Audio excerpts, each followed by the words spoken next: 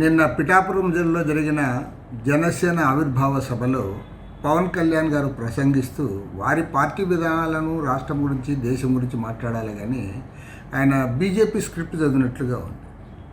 ఇవాళ south Indian స్టేట్స్లో హిందీని బలవంతంగా రుద్దకూడదని చెప్పి ఇక్కడున్న పార్టీలు కోరుతూ ఉన్నాయి. అంతేగాని త్రిభాషా విధానాన్ని ఎవరు వ్యతిరేకించడంలే. మరి హిందీని నేర్చుకోవాలి, మీరు కూడా ఎందుకు హిందీ సినిమాలు ఎందుకు డబ్ చేస్తారు, హిందీ లేక మీ సినిమాలు ఎందుకు డబ్ చేస్తారంటే, మరి త్రిభాషా విధానం ప్రకారం మన ద్రవిడియన్ లాంగ్వేజ్ తెలుగు, తమిళ, కన్నడ, మలయాళంలో ఏదో ఒక లాంగ్వేజ్ని వాళ్ళని కూడా నేర్చుకోమని చెప్పానండి. పవన్ కళ్యాణ్ గారు అక్కడికి వెళ్ళి ఉత్తరాది వాళ్ళని ఆ రకంగా ఒప్పించమని చెప్పండి ద్రవిడియన్ లాంగ్వేజ్ నేర్చుకోమని.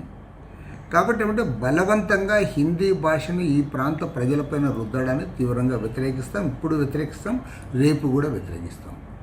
రెండవది, పదే పదే సనాతనవాదం గురించి మాట్లాడుతున్నారు. కాషాయ గుడ్డలు వేసుకొని సనాతనవాదం మాట్లాడుతూ పెద్ద పెద్ద బొట్లు పెట్టుకొని అసలు బీజేపీకి బ్రాండ్ అంబాసిడర్ మాదిరి ఎవరో చెప్పారు, సౌత్ ఇండియన్ మోడీ అని కూడా ఎవరో నిన్న మీటింగ్లో చెప్పారు.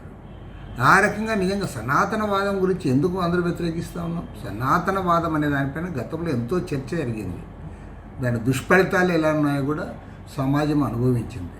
ఎందుకంటే బాల్య వివాహాలను ప్రోత్సహించడం, సతీ సగమానం ఉంటుంది, తర్వాత శూద్రులు చదువుకోకూడదని చెప్తుంది సనాతనవాదము.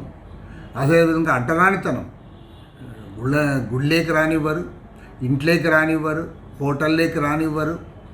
ఇలాంటి అంటరానితనం ఇవన్నిటిని ప్రోత్సహించింది. కాబట్టి మనువాద సిద్ధాంతాన్ని అందరూ కూడా వ్యతిరేకించారు, సనాతనవాదాన్ని వ్యతిరేకించారు. అంబేద్కర్ ఏదైతే లౌకిక రాజ్యాంగం చెప్పారో దాని ప్రకారం మనం ముందుకు పోతా ఉన్నాం. ఇవాళ మళ్ళీ సనాతనవాదాన్ని భుజాన వేసుకుంటారంటే పవన్ కళ్యాణ్ గారికి మేలు మాలాంటి వాళ్ళు చెప్పదగింది ఏమి లేదు. ఆయనకు చెప్పాలంటే మన డాక్టర్ బ్రహ్మానందం సినిమా యాక్టర్ ఆయనది సరిపోతుంది. ఎందుకంటే ఇటీవల విజయవాడ ఒక సభలో బ్రహ్మానందం గారు సనాతనవాదం చాలా చక్కగా వివరించారు. ఆయనతో ఈయన క్లాస్ చెప్పిస్తే బాగుంటుంది. కాబట్టి నేను అనేది ఏమంటే Janasena party secular party, mega family, Chiranjeevi గారి ఫ్యామిలీ సెక్యులర్ ఫ్యామిలీ. అన్ని మతాల వారు, అన్ని కులాల వారు వారి ఫ్యామిలీని కూడా గౌరవిస్తారు. కాబట్టి మీరు సెక్యులర్ వాదులుగా ఉండాలి తప్ప బీజేపీ అజెండాని, ఆర్ఎస్ఎస్ అజెండాని మోయడానికి సంఘ్ పరివార్ అజెండా పట్టుకొని మేము ఊరేగుతామంటే అది సరైనది కాదు. పవన్ కళ్యాణ్ గారు మరోమారు దీనిపైన ఆలోచించాలని చెప్పి కూడా నేను కోరుతాను.